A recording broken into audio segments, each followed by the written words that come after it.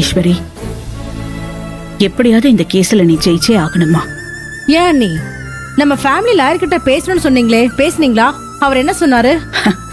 என்னத்த சொல்ல போறாரு? அவன்தான் இந்த சம்பத் அவரையும் விலைக்கு வாங்கிட்டான் போல இருக்கு. நான் இந்த விஷயத்த ஆரம்பிக்கிறதுக்குள்ள வேற லாயரை பாருங்கன்னு சொல்லி போனை கட் பண்ணிட்டாரு. அத்தை, இதெல்லாம் நினைச்சு நீங்க கவலைப்பட தேவையில்ல. பணத்தால மனுஷங்களை விலைக்கு வாங்க முடியும், ஆனா உண்மைய வாங்க முடியாது அத்தை. அதனால நான் ரொம்ப ரொம்ப தைரியமா இருக்கேன்.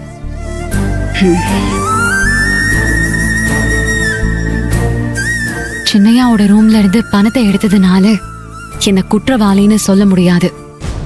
என் மேல மகாலிங்கம்னு ஒரு ஆளுதான் நான் லஞ்சம் வாங்கினதா கேஸ் கொடுத்திருக்காரு. அவன் சம்பத்தோட ஃப்ரெண்டு தான். பரவாயில்ல, அவனை நான் நேர்ல பார்த்து மிரட்டிட்டு தான் வந்திருக்கேன். என்ன சொல்ற?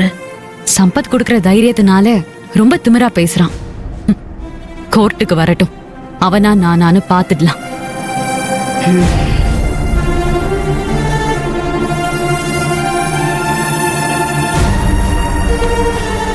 என்ன?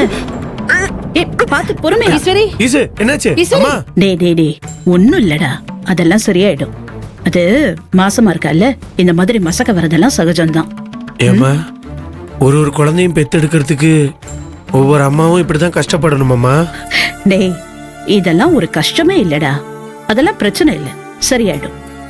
பெத்த அம்மாவை சாமின்னு சொல்றது ரொம்ப சரியான வார்த்தை தாம்மா. ஒவ்வொரு குழந்தைக்கும் தாய்ங்கிறவ தெய்வம் தானே எனக்கு இப்ப புரியுதுமா. ஏமா, நானும் உன்னை குழந்தையா இருக்கும்போது இப்படி எல்லாம் கஷ்டப்படுத்திருக்கேனாமா? நீ என்ன இப்படிதான் கஷ்டப்பட்டு பெத்தியம்மா? டேய், எந்த அம்மாக்கும் இது கஷ்டம் இல்லடா, சந்தோஷம்தான்.